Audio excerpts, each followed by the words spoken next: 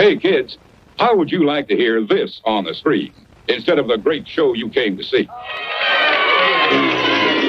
That's what you sound like. Honest. Please cooperate and do your part in keeping this theater quiet so everyone, including you, can enjoy it. Dude, that's just you. Oh, God, this is so hard when it's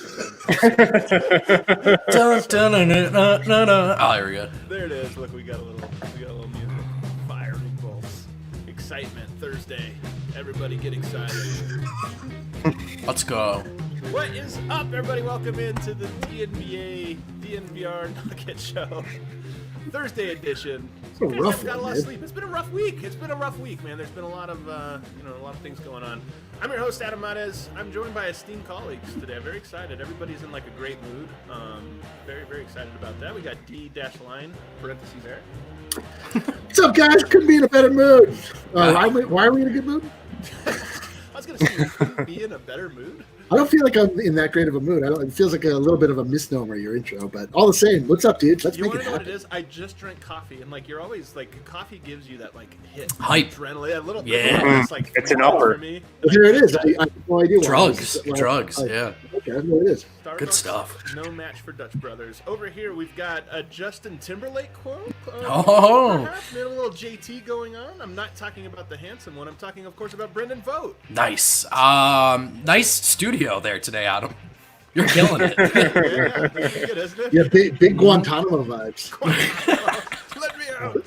And then, of course, the man with the wind behind a hat. It's Harrison. I saw some breaking news right before we just got on here. I hate that. Okay, what is it? The NBA aims to have arena suites open to fans at 25 to 50% capacity for the regular season tip-off. What? Obviously, in accordance with state guidelines. My question is, can we pool enough money for a DNVR suite? Yes, 100%. Yes. At Ball Arena. Yes. I think we could do it. Chance. You know what, though? That tells me this is actually big news. We should talk about that. But first, I'm going to have to introduce our guest, guys, because I want to get him in on this one as well. So, we're going to introduce. You might know him around Reddit. You might know him around Nuggets Twitter. Gaining in popularity. He's done some analytics work for the Utah Jazz. We'll have him talk to us about that. It's Bronco Squatch, a.k.a. Jake Coyne. Did I get that right? Yeah, totally. I'm excited to be here, guys. How are we? We're good. Let's go. Welcome, man. Crowd was a little delayed there. I don't know. We're distracted this week, you know? Our crowd's a mess. What is their deal? The crowd's watching a lot of different things. Like, right? We're on the screen. The election's on the screen. They were so shocked to see me here. It took a second for it to register, probably. So.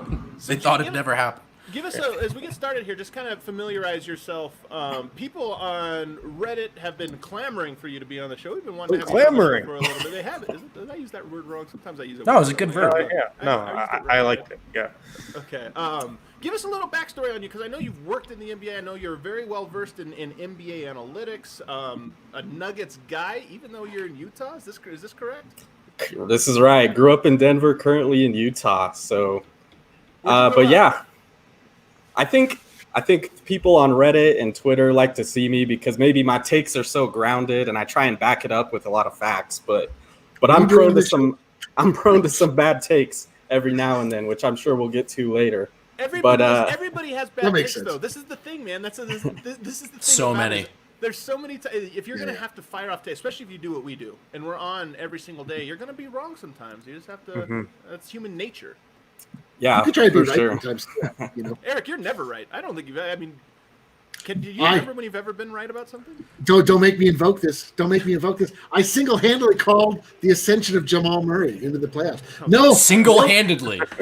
No analyst was bold enough to make this claim. I put it on wax, and the wax became true. Okay. Well, we are right about most things that go on around the Denver Nuggets, but everything else throughout the league, everybody's always wrong. Yeah, for sure. That's so true.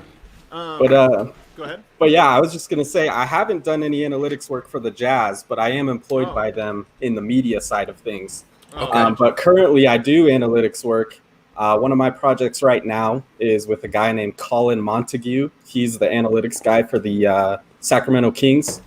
And we're working on a statistical model that can kind of help them figure out how to build their G League team.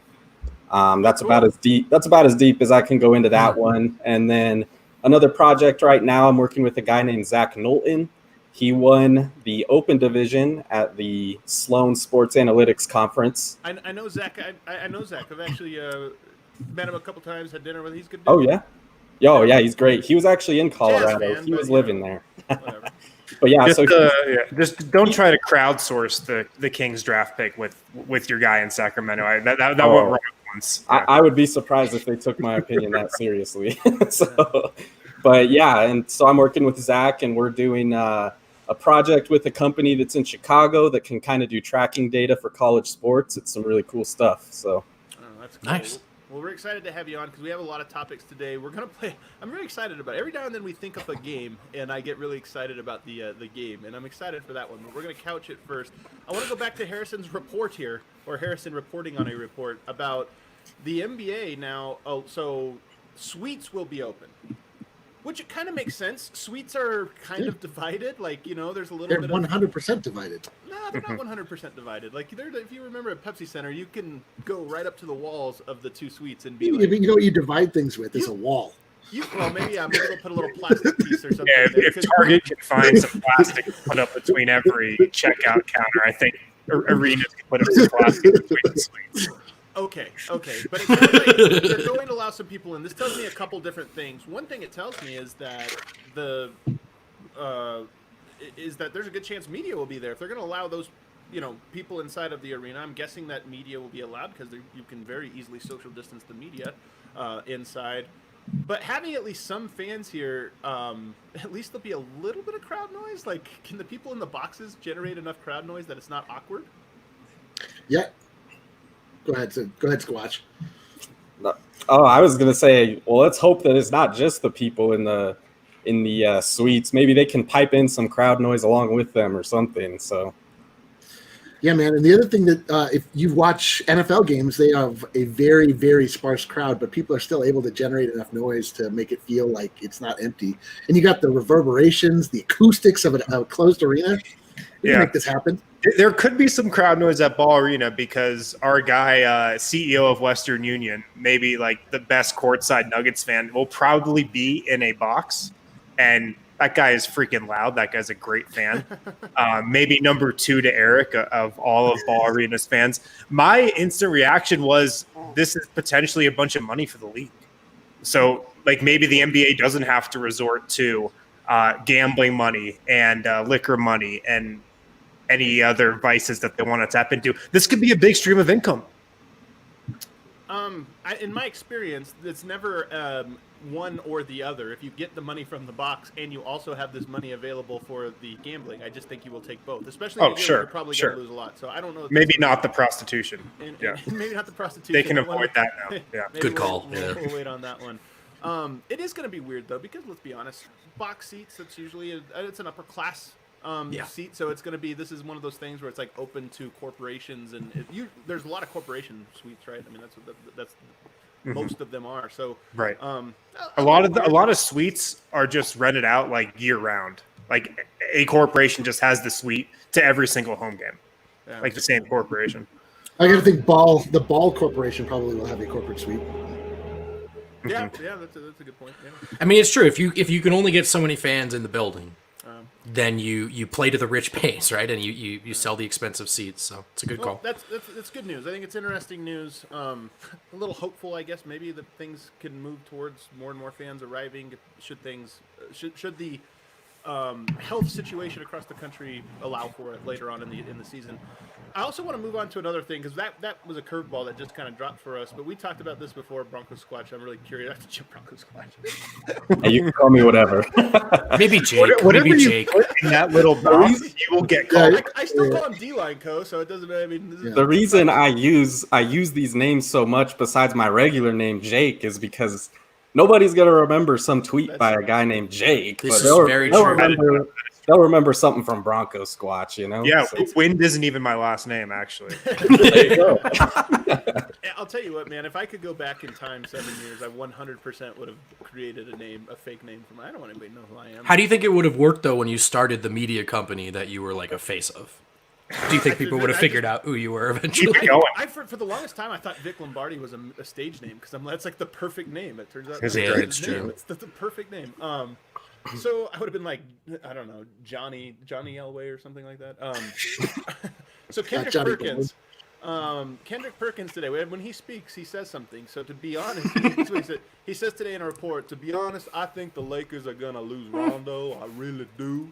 I think the Lakers are going to land Chris Paul. Wow. So, You really did that was good. Wasn't it? That was a good It wasn't like you didn't really approach that with quite the same fervor when you were telling us about it in the pregame. Like, You want really went. me to go all in? Nope. You just did. Nope. I really want you to move on from the impression, actually. The long and the short of it is that Kendrick Perkins, knows LeBron James pretty well, he's kind of LeBron James's guy. He says he's 85% sure that Chris Paul is going to wind up on the Lakers. Now, Chris Paul has this enormous supermax contract under him. I'm going to go to you first. When you hear that, Jake, Chris Paul's a great player. He just had a phenomenal year. What does it make you think when you hear this report from Kendrick Perkins, somebody that isn't always right, but seems to know about LeBron's people?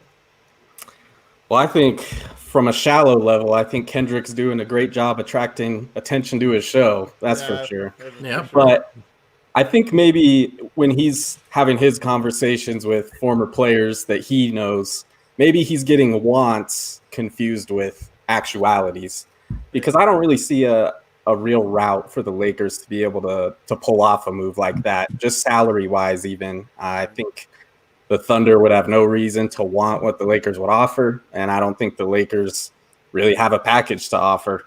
So I think in an ideal world, that's cool, Chris Paul, LeBron, but I just don't see it happening right now with how things look. Yeah, exactly, because Chris Paul's not going to forfeit that enormous contract. I mean, I don't even, that's not an option. And then, as you mentioned, making the salaries match is almost impossible given the talent that they would be sending over to Oklahoma City, who's in great position right now because they have good players or they have lots of assets. They don't need to take on bad players. And I don't think Chris Paul is at an age where you can say, well, I'm just going to sit out this season or I'm going to do this. Like, no, Chris Paul is only got so much left in the tank. He's got to make it work. That being said, sometimes these things get said and you're like, this doesn't make any sense. There's no way, this thing's going to happen. I mean, even the Anthony Davis one, it just, or all of these things happen and you go, no, they're not going to hijack the league and be able They would have to include everyone, and then they did, Except for Kuzma somehow. They insisted on holding on to.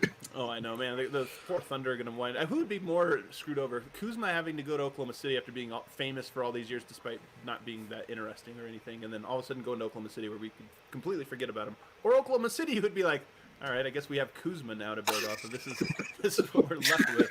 He's our star scorer here. That'd be bad. I think the Thunder fans are the big loser in that equation right there. It's so true, man. All right, so we won't put too much into that one because I agree with you. I think it's a little bit ridiculous. I do want to talk about. I don't know if you knew this, Jake, because I think I predate you by quite a bit, but I actually got my start in this industry on Reddit. I don't know how many people knew this. This is my first thing I ever did was I won some contest that allowed me to go to Media Day and then kind of sparked some things. So I too first started out talking to people on Reddit. Now I'm over on Twitter much more than I am on Reddit, and I always think that they're different worlds. Facebook, every little social media you go to has a different sort of vibe to it. So I wanted to hear your take on just the different. Actually, first let me ask Harrison, how much Redditing do you do? I'm on Reddit almost every day. I feel like I feel like Reddit is a great gauge of just what Nuggets fans are kind of talking about. It's a great just compilation of the latest articles written about the team, what people think, fake trades, which I'm sure we'll get into. So I think it's a great place. I'm on it every day, just kind of getting a pulse for what Nuggets fans are thinking. Wow. What about you, Vote? I don't do a ton of NBA Reddit. I'm on Reddit a fair amount, but it actually isn't for basketball stuff. That's not really rooted in anything I think or know about Nuggets Reddit or anything like that. I just haven't. Mostly because I'm afraid to go to the dark web and read criticisms of us. That's true. There's nothing worse than when you have an article. So, if there's a criticism, article was you're 7-up votes. You're all right, I should retire. Which ones are you on? I just kind of like check the main page and stuff where I people see. send me links, and I hang out there, but I don't lurk. I don't lurk the way some of you do. What about you, D-Line? I never, ever, ever go to Reddit. I don't think to ever go to it. I used to go to Reddit a little bit. I used to argue with people on Facebook a fair amount in NBA and Nuggets groups.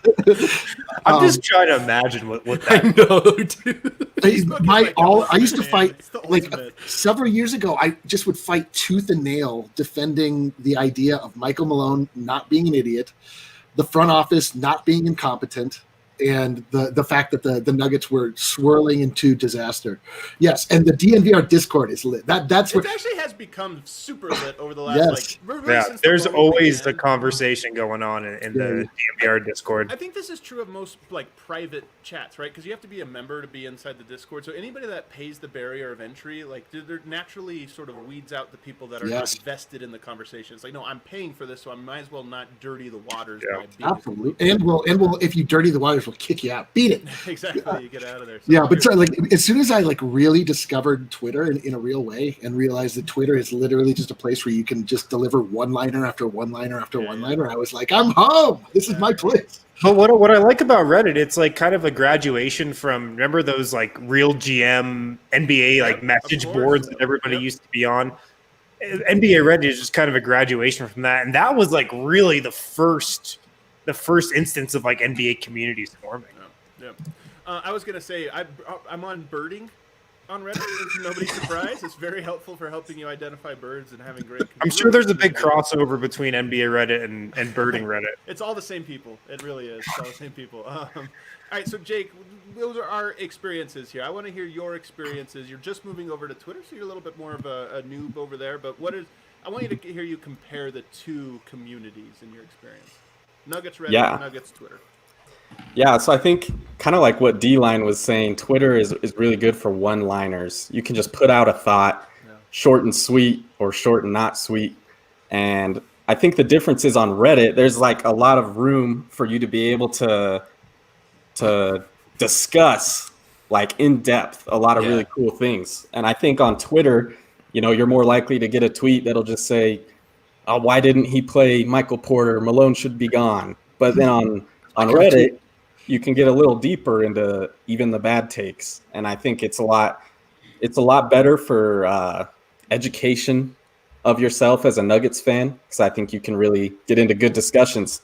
But I think Twitter is great too. I think Twitter is where you can get news and you can discuss things with people in a really simple way. So I think they're both great for Nuggets communities, and just really glad that we all have places to talk. Do you think, Jake, that one is more, for lack of a better word, honest than the other? Do you like? I think Twitter is often sort of slanted for like, here's my zing, throw me my likes. Right. But I think dialogue on Reddit can be earnest and sincere. And I also think people will read a long Reddit post if it's good. But more times than not, you have a long thread and people are like, yeah, I'm not reading that, on Twitter, I should say. I don't know. I think it's hard. I think it's probably pretty even both ways, because I think on both platforms you can kind of remain anonymous if you want to.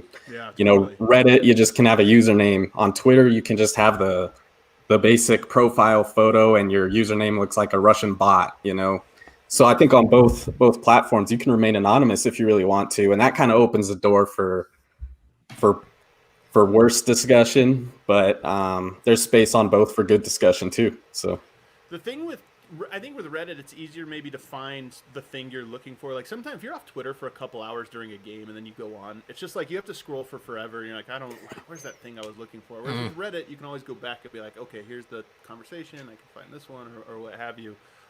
Both, though, I do think you're right. And this is one thing we're learning about all social media. To me, this is the most like important lesson the world is very slowly learning over the last 10 years, really in earnest over the last 4 or 5, is just how much both and all social media platforms like completely like confuse reality, because you've cultivated them, right? You've culled them into like, this is the thing I want to follow. I'm on my Twitter timeline and like, I'm only hearing this take. How come this thing is happening that I've never heard of? It's like, well, it's because I didn't realize how insulated I've become. And the same thing think goes for Reddit. Like, oh, we're in this community we all kind of want the same thing to happen. So the people saying something else are just completely erased from the conversation.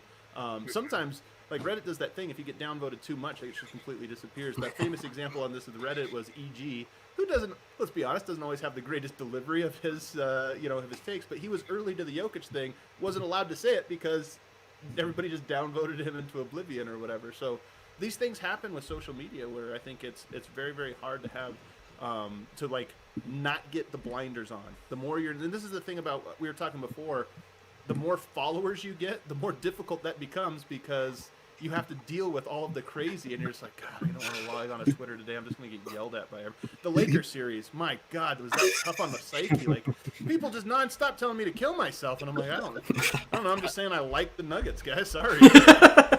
You couldn't listen even once.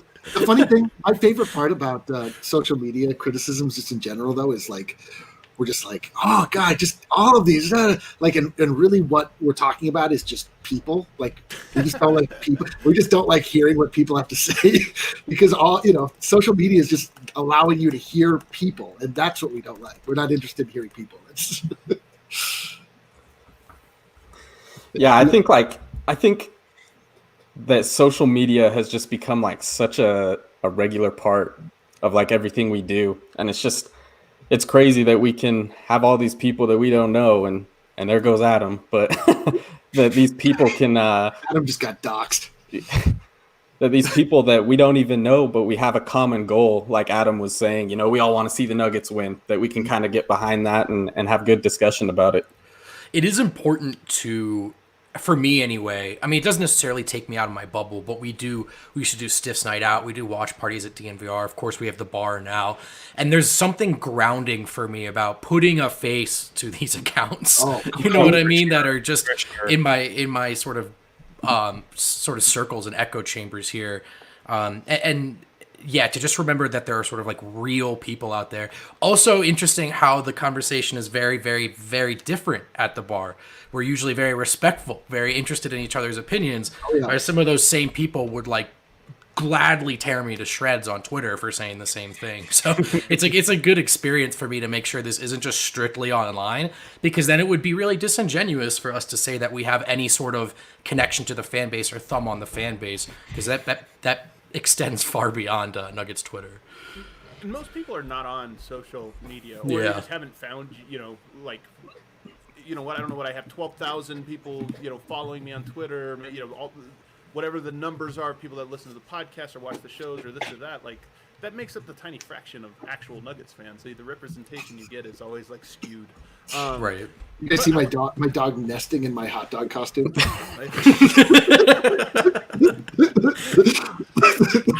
Jake, where do you think you see more bad takes? Well, you haven't even talked about Facebook, which is funny because you have to actually put your name to Facebook, and yet people still will throw like even the worst takes on Facebook. But let's throw that one out. Twitter and Reddit, where do you think you see the worst takes, lowest level? Not average, just the worst ones.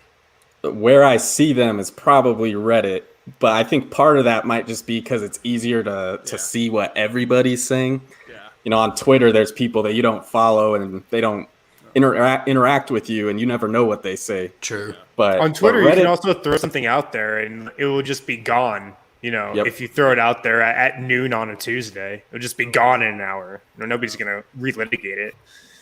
Yeah, so I think both platforms really can have their bad takes, and they both can have their good takes. But I think Reddit is definitely where sometimes I'll get on and I'll read things, and I'm just like, I got to close this app for a little while. So. All right, well, let's start talking some Nuggets again here, but we're going to do it through the lens of Reddit. We have created a very exciting game here. Let me get my drum roll. Do I still have a drum roll? Very exciting game we've created called Upvote, Downvote. Yeah! This is where Jake is going to give us a take, a Denver Nuggets cake.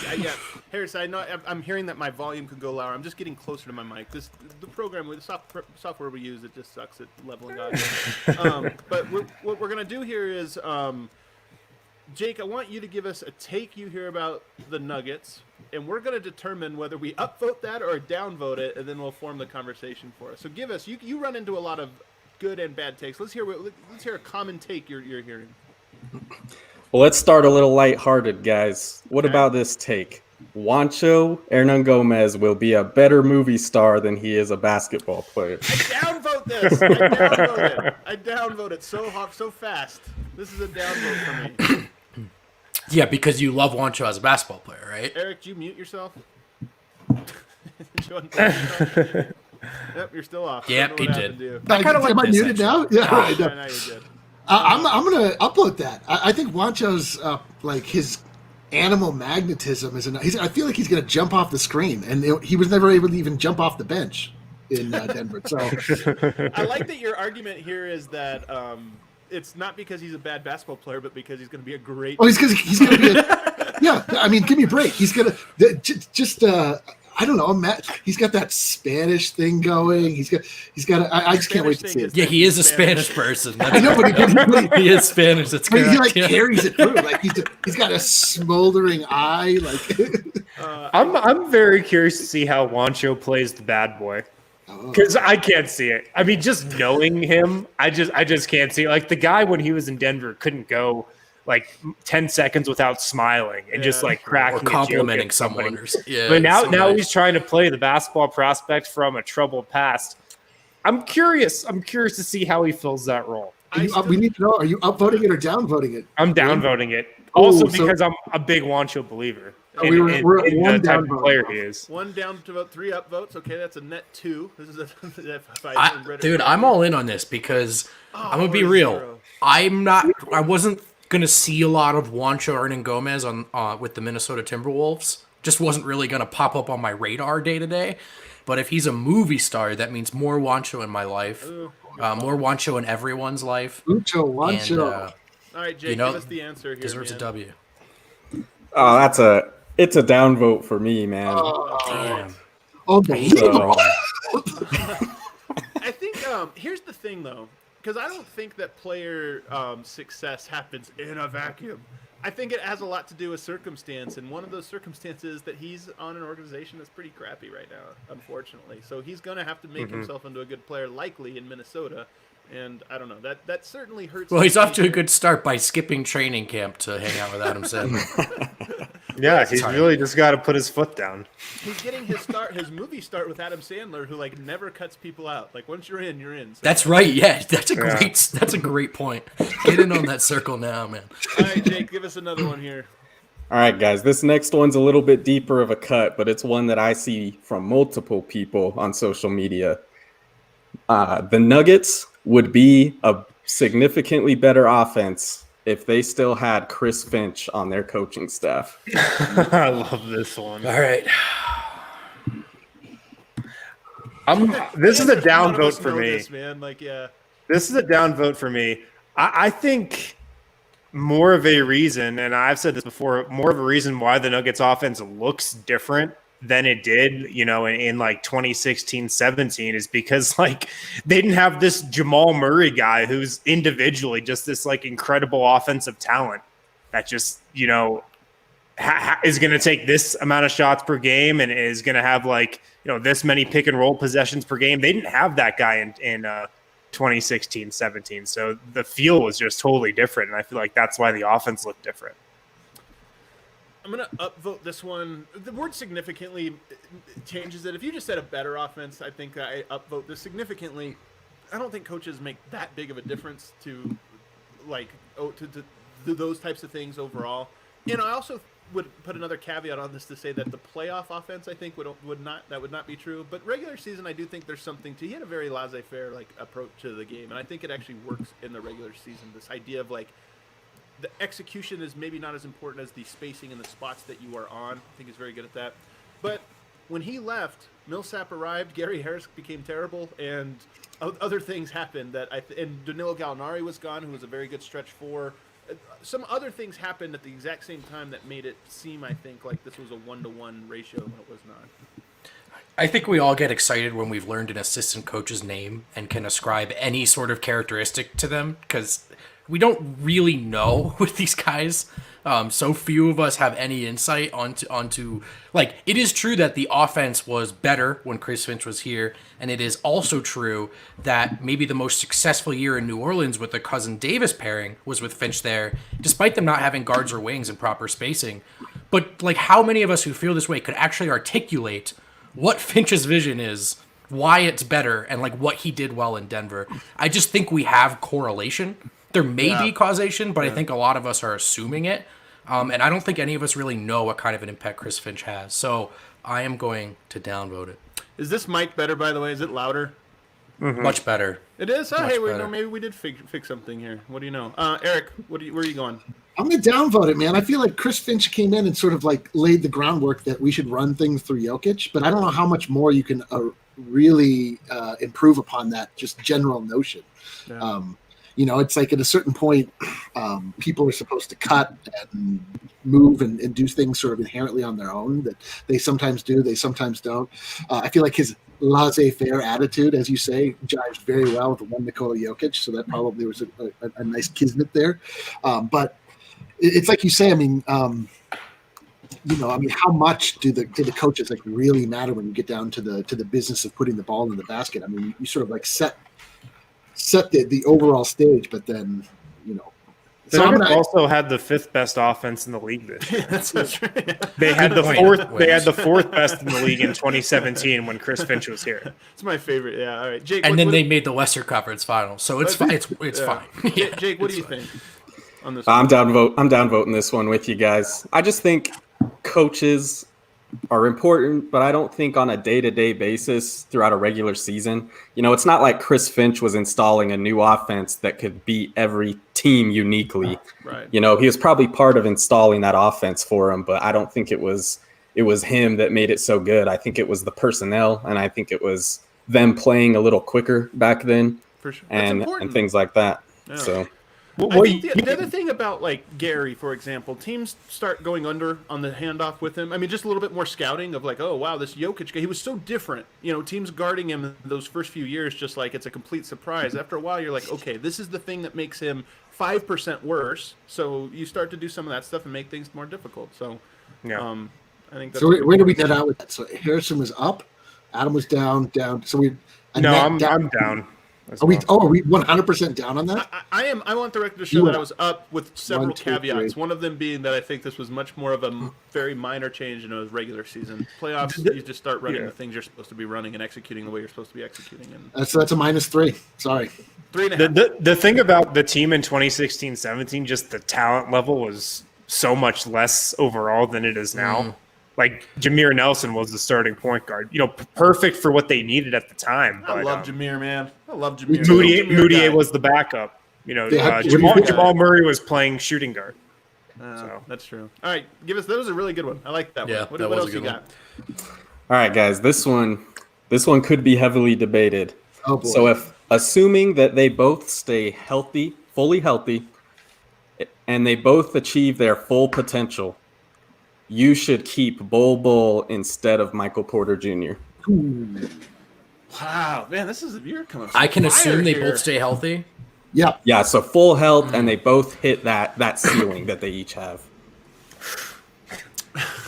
It's tough because Michael Porter Jr.'s ceiling is like Michael Porter, but he figures the game out. I think that's what that means, which I don't. Maybe that's not his ceiling. Maybe he's just like. What's not Bol's ceiling? Wilt Chamberlain? Man, I like this one. So what does an upvote mean? You're in favor of which one? So upvote means you're keeping Bol. Downvote means you're keeping MPJ. I'm gonna go downvote here. I'm gonna go downvote. But again, this is a lot about what the ceiling means, because to me, I think the ceiling for MPJ means he figures out how to play what I would call the right way, which is, I think, maybe a long shot. I don't know. And I think with Bol, I just don't know if physically he's gonna ever. A lot of those tall guys just get pushed. I don't know, man. This is a tough one. I'm gonna go upvote. I'm the MPJ one. Downvote is MPJ. So you're down. Downvoting. I'm downvote. Now you understand why we're having so much problem in these elections. Like, no one can... I accidentally voted for Wolves. What the hell? Vote. Vote. Downvote. I just think if MPJ figures it out, as Adam said, the Nuggets are going to play in the finals one day. He's just too good. I mean, there's a million reasons why he might not get there, but if I can assume health, I think the talent level just wins out. Yeah, for me, that's a big downvote. Like, Michael Porter Jr. can actually abuse people physically too. Like, he has like a strong body that's getting bigger and stronger, and I don't ever see Bol being a physical presence other than his just how tall he is. Like he averages 6 blocks per 36 minutes. No, I know, but I'm talking about I'm talking about like being able to keep people out of the paint, keep them away from their spots, like not just having to close out and get a block and like a help side thing. So MPJ to me is just more. I mean, obviously he's much more of a prototypical NBA player. I love Bol's potential, but if you're talking, I mean, MPJ could be Kevin Durant. So okay, down. Harrison, give us yours real quick. Man, am I crazy for thinking Bol's ceiling is just like something we've never even seen before in the NBA? Like, maybe we don't even know what his ceiling is. Like, he could be a 4-man next to Yoke who blocks 4 shots a game, is a 40% 3-point shooter, runs the floor, can pass, we've never seen a guy like him. I don't think he's nearly as likely to reach his ceiling as MPJ. I don't think that's close. MPJ is much more likely. But, I mean, his ceiling is like – that is a player that is like one of the more unique players ever. Yeah. All right, Jake. I might go up. What's your answer here? I'm going downvote, guys. I think Michael Porter, he has all the physical tools to be a really great defender, and he just hasn't put it together yet.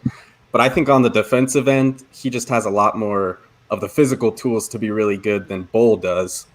And I also think Michael Porter just has a natural nose for the rebound. That dude can grab rebounds like crazy, and I just think that that's something you can't teach, and that's something that's super important. So I think so too. I like Harrison's way he broke it down is that MPJ kind of has this like floor already of like he's really useful because he shoots, he's mobile, he does all this stuff. Bol is harder because it just feels like a lot of things have to happen. I mean, there's a good chance he just is always pushed around by strong players. Like Derek Favors might always just push him under the basket and dunk on him. I mean, they're physically, anatomically, that might be like his ceiling. So I don't know. All right, you got one more for us? Yeah, let's do one last quick one, guys. This has to do with one of the most controversial guys on the Nuggets. Upvote or downvote, the Nuggets would not have been able to come back from 3-1 twice if Michael Malone was not their coach. Ooh. Oh, I love this question. One. Yeah, but there's two I'm negatives in here, so again, I have to be explained what upvote. So upvote means they needed Coach Malone in order to pull this off. Downvote means doesn't matter what the coach is; they could have come back from 3-1 twice. All right, vote. You guys know where I'm at on this one. I'm all in on Malone's impact in this arena. In this particular arena, I think these players play hard for him. They trust him. They respect him. And this play for each other thing that was a media day line 4 years ago is arguably the identity of this team now. And to me, that's props to Michael Malone. D-line? Yeah. Big upvote, with the one caveat being it's a good possibility they would not have been down 3-1 each time.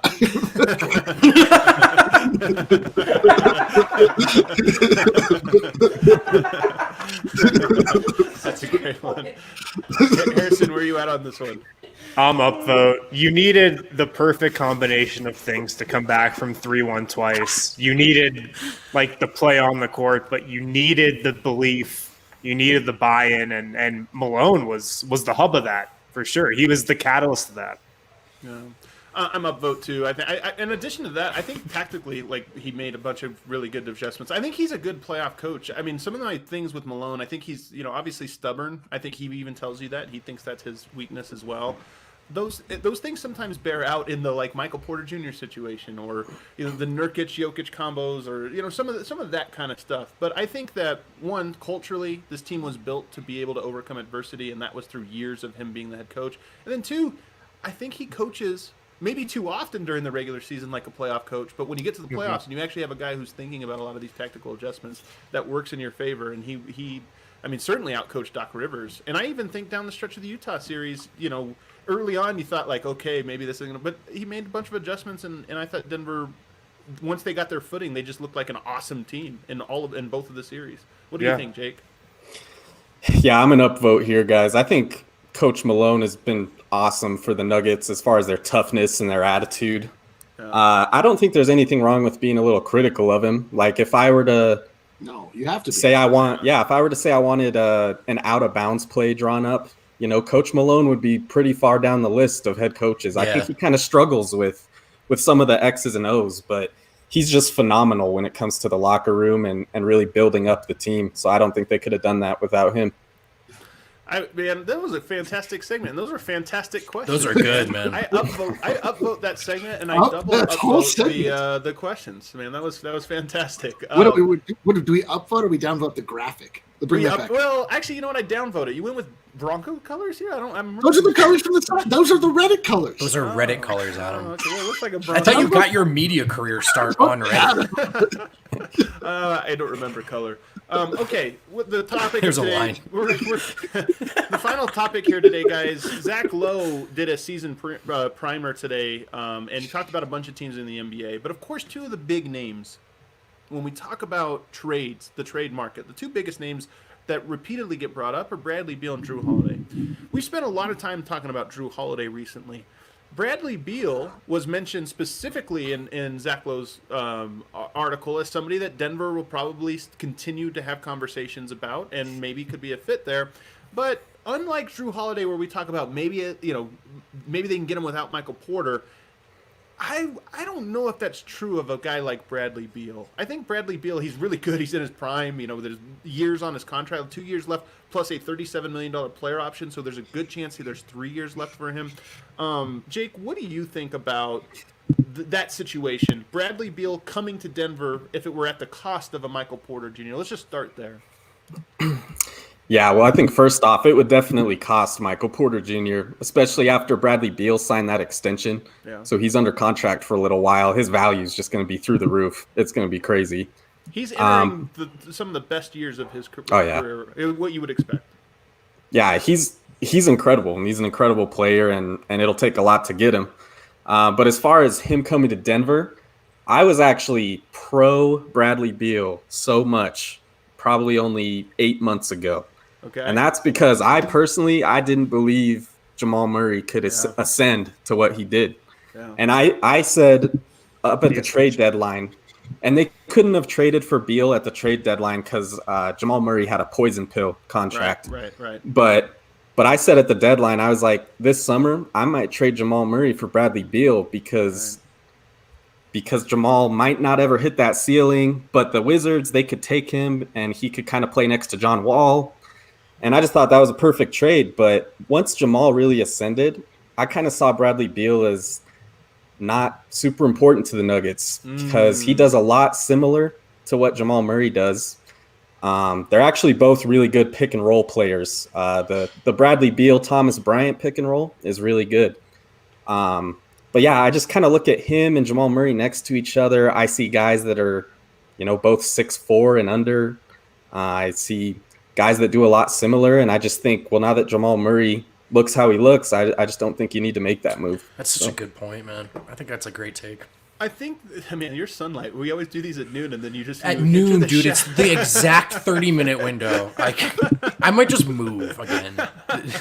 I think not get a curtain. Move. Yeah, that's the only solution. It reminds me a little bit in Portland. This is one thing. This feels like a hot take, but I don't think it is. I think that the C.J. McCollum, Damian Lillard duo always just reaches 80% of its value because there's just that overlap, and you even look at the games. It's so rare that they both go off. It's always man, CJ carried him because Dame had a down night, and Dame had a big game, and CJ and I just wonder if part of that is just the nature of having two guards that do, even if it's not identical, do similar things, and if that's the way to build your offense. Now, the curveball in all of that is that Jokic is unlike any other big, so maybe it can work in that vein, but I don't know. To me, it seems like that mold might be a little bit tricky to build off of, whereas a Michael Porter, in theory, is a completely different type of offense, completely different type of defense even, so maybe it works there. What do you think, Wind? Yeah, I think Jake's got a great point with the overlap potential there. And I'm also somebody that kind of thought Beal was much more attractive before the Jamal Murray ascension. I think you can even make the argument that Holiday is a better fit than Bradley Beal for that reason and what he brings you defensively and his length. It's just with MPJ, you just have the perfect, balance of, your backcourt pick and roll guy, your primary wing scorer, and then everything kind of revolving around Yoke. When you have those guys at the 1-2, just kind of it teeters the balance a little off kilter, I think. But I mean, it's tough to imagine many teams stopping the Nuggets, though, with Jamal Murray, Bradley Beal, who averaged 30 freaking points per game last year, and it would be an unreal offense. They probably wouldn't need Chris Finch to be a top 5 offensive player. But I do think there is a little overlap there. Though, what would Bradley Beal be on the Nuggets? First best player, second best player, third best player? I mean, does it matter? Yeah, probably. Yeah, I mean, I don't. Probably third, because I just Denver has their pecking order already. You know what I mean? And they're comfortable with it. Maybe that's important too. And so what's are you creating more questions than you're answering by adding a guy like Beal? And as Wynn just said, of course, the talent, you got better. Like why it's an appealing option is there. But listening to these guys talk, I mean, I'm all in on the idea that post Jamal explosion, Drew's a better fit. And I really think we've talked on this pod for all offseason, like, you're trying to figure out how to get Michael Porter Jr. going in this thing anyway. So do you really need true. like this all NBA level scorer versus a guy that I think is easier to see as virtually the perfect third or fourth best player for It's this a good team. point from Brody in the comments. It works for Steph and Clay. I want to ask Jake that. Why can't that be a Steph, Clay, Draymond offense? Obviously, defense is different, but Draymond has a little bit of that. He's when he's playing the 5, the playmaking 5 with 2 guys that can score off him. Why can't that work, Jake? Well, I think Steph and Clay work really well, and part of it's because Steph Curry is Steph Curry, and as good as Jamal and Bradley Beal are, they're not Steph Curry. It's funny because he just shot 45% on 7 threes, and you look at it and you go, yeah, Steph did that on 10, like over the course of an entire season. So Steph is he's really an outlier. Like, he's just such a unique and incredible player. But I think Steph and Clay, they really complement each other really well. Clay, kind of similar to Drew Holiday, can kind of play bigger than he actually is on defense. Yeah. And I think that's really important on that end of the ball, and that kind of helps them be really good. So. Well, Clay's also like one of the premier off-ball threats of all time. Like, he doesn't dribble. You know what I mean? Yeah, he doesn't dribble. He's a great mover without the basketball too, yeah. And I don't know if you really want to reduce either Jamal or Beal to just that, or if that's really what their bag is necessarily. So I don't know if it's a perfect comp. And I just think also if you kind of imagine the Nuggets offense, and you imagine a Jokic Murray pick and roll, and I said I'm going to put one of my better shooters in the corner. If Beal was on the team, you might put Beal there. If he's not, I would put Grant there, and then I would have Michael Porter on the weak side grabbing the offensive rebound. And I think the difference between Grant and Beal in the corner percentage-wise is not big enough to justify giving up Michael Porter Jr. for. It just doesn't make sense to me. So, are we all out on this? Are we all out on Bradley Beal if it costs Michael Porter? To me, it's like a classic, like, bird in the hand, 2 in the bush situation. Like, Michael Porter Jr. has so much potential. Bradley Beal, we already know that he's an all NBA level player. To me, this is like this is a move all in move. This is like, and this to me like moves the needle more than Drew Holiday does, because he's just a better player. Except maybe you can add Drew Holiday without giving up Michael Porter. Yeah. I think that's on the table. Absolutely. I'm saying just contrasting those 2 moves, like why I would be more hesitant to give up any like big assets to bring in Drew Holiday versus Bradley Beal. I think Bradley Beal adds more to the table than to the mix. Drew Holiday does. What about this one? Because I don't think this is going to happen. This is a hypothetical. Say Bradley Beal's still on the Wizards, okay? And trade deadline comes around, and now he's back on the table, and Bol has emerged as a legitimate player. He's sort of like, hey, this guy can actually play, and maybe now Jeremy Grant, Bol are your front court around Jokic, because again, this is a big hypothetical here. A lot of things have to break right, but maybe that makes a Michael Porter maybe more expendable, and you think, okay, now we can go in. We got Bol on a cheap deal. We could probably extend him on a cheap deal because he's on that crappy 2-way, so you can maybe get him for a couple years out. You got Jeremy Grant already locked in. You can afford to bring in that other contract now for a couple years. What do you think, Jake, about that scenario? Again, there's a lot of ifs in there, but if Bull looks like he could be your starting 4, Grant your starting 3, does that make that trade more palatable? Yeah, I think as a front office, you have to constantly be kind of reevaluating everything. You have to kind of go month by month or week by week, even up to the trade deadline, and kind of see where you're at. I do think one of the most important things in that scenario is health. You know, if the Nuggets are nervous about Bull's health, but he looks good, you know, I don't know if you'd want to trade Michael Porter because maybe his health is a little better than Bull's, and maybe you need both. That's the thing about Bull. You can never not be concerned about his health. Like same, that's always, same with Michael Porter. I mean, that's going to always be in the back always of your head. looming. Well, yeah, and I've kind of speculated that, you know, Bull signed a 2-year, 2-way contract. And that's a whole nother story, but I kind of think it has to do with the Nuggets were worried about his health, is the reason that he did that. And obviously the Nuggets know more about both those guys' health than we do. But I think that would probably be the factor that would tell you if you could make a move like that. So, All right, So go ahead. one last thing I got. I'm not sure you could bring back Jeremy Grant without dipping into the tax if you were to trade for Bradley Beal.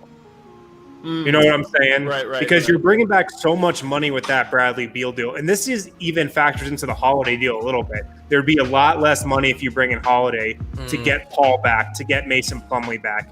If you bring in Beal, you're probably going to have to, you know, dip into the tax or like really play with it if you want to bring Jeremy Grant back and if you want to bring some of those other guys back as well. So that's another thing that they've got to deal with. Well, I thought this was a great show. Jake, you were a fantastic guest, man. Those were Yeah, great man. That was questions. good stuff. Great takes on Beal. This was great all along, man. We'll definitely have you back on before too long to chop it up again.